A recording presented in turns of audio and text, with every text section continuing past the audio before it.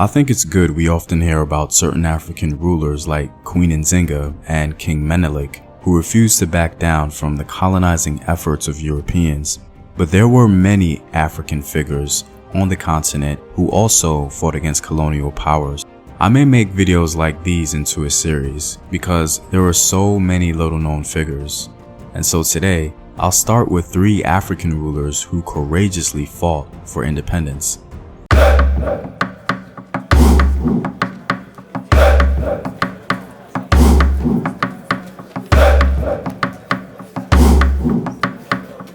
What up, African world? It's Home Team here, and welcome back to another video of African history, culture, and worldview. By supporting this channel on Patreon, you're helping in the creation of these videos and supporting this content. If you'd like access to full courses and sources, or you simply want to show your support, you may do so by clicking the Patreon link in the description box below. Let's begin with Queen Ndate Yalla from the Kingdom of Wallo in Senegal. Queen Ndate is considered one of the greatest rulers in Senegalese history, and she's perhaps the most famous woman in 19th century Senegambia. She played a crucial role for the sovereignty in her region. After the fall of the Jolof Empire in Senegal, various kingdoms began to seize power in the region, the Kingdom of Wallo being one of them. Wallo wanted to maintain their assets, especially against their French neighbors in St. Louis, who wanted to rid themselves of the expensive trade and customs dealings with Wallo, as goods had to pass through their country in order to perform business. Commercial expansion in West Africa was very important to the French, and so pressure was mounting. Queen Ndate Yalla came to power during this boiling point. In 1847, Queen Ndate remained stern against the French as she continued to tax the French every time they passed through her land. After French protests, this is what the Queen had to say: "We have wronged no one because the country belongs to us and we must govern it. It is we who guarantee the passage of livestock in our country. For this reason, we will take a tenth and we will never accept otherwise. St. Louis belongs to the governor, Cayer to the Damo, and Wallo to the Brac. Each of these leaders governs his country as he sees fit." The Queen was well aware of French ambition and did not allow any concessions with them. As new French settlers moved into the region, they increasingly refused to pay tribute to Wallo, and the Queen decided to act. Queen Ndate did not hesitate to plunder the island around St. Louis Island, where the French settlers were, and she forbade any travel into her region for trade. The French decided that the only way in which to have any economic advantage in the region was to take Wallo.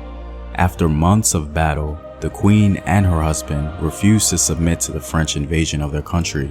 She even mobilized more forces to counter the French. In 1855, French forces and their African allies were too much for the Kingdom of Wallo. Even in defeat, the Queen still tried to rally the troops. She fought until the very end. Her loyalty and dedication to her people is testament to her great legacy, and she's honored in Senegal today because of it. Next, we have the only successful ruler to resist colonial aggression on our list, Changamire Dombo. In the 17th century, Portuguese ambition became more and more clear in the Zimbabwe area. The Portuguese began to dominate the area south of the Zambezi River, especially because the kingdom of Mutapa was declining due to succession disputes. This decline prompted local princes to ask Portugal for aid in acquiring the Mutapa throne. With the decline of Mutapa and more Portuguese control, local Shona rulers developed their own armies. One of these rulers distinguished himself militarily, and he became known as Changamire Dombo, the ruler and founder of the Rosvi Empire. They were known as the Destroyers because they destroyed everything in their path, including the Portuguese and their African allies. By the 1670s, the Changamire, or ruler, and his men became a major force in the northeast Zimbabwe plateau. He challenged the Portuguese near the Zambezi River at the Battle of Mongwe, a battle in which he was victorious.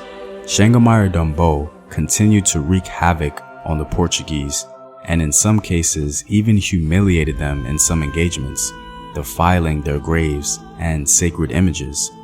The Rosvi threat solely initiated by the great Changamire Dombo, accompanied by other factors, prompted many Portuguese settlers to leave the plateau altogether. Under the rule of Changamire Dombo, Portuguese colonial ambition never met its true potential.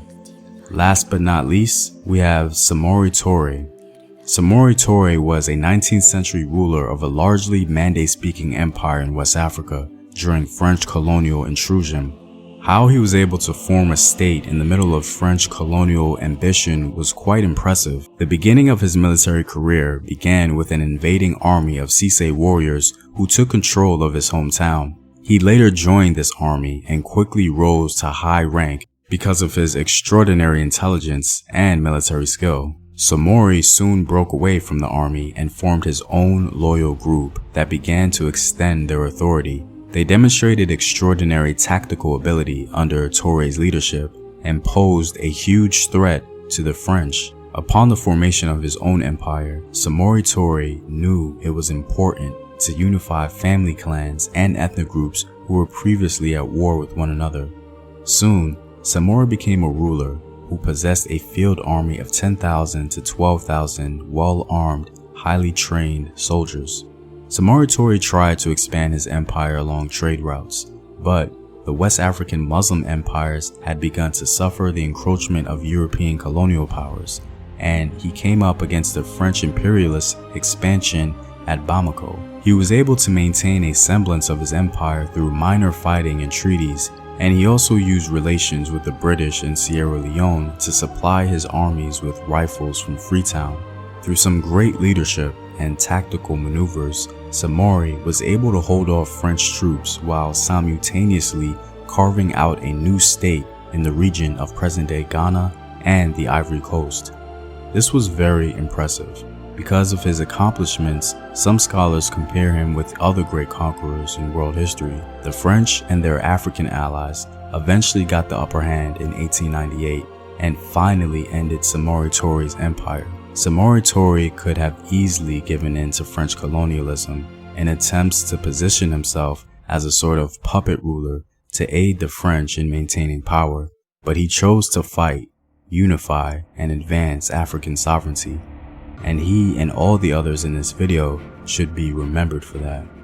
Well, I'm all out, guys. If you like these videos and want to help in its continued production, consider supporting the home team on patreon.com. The link is in the description box below.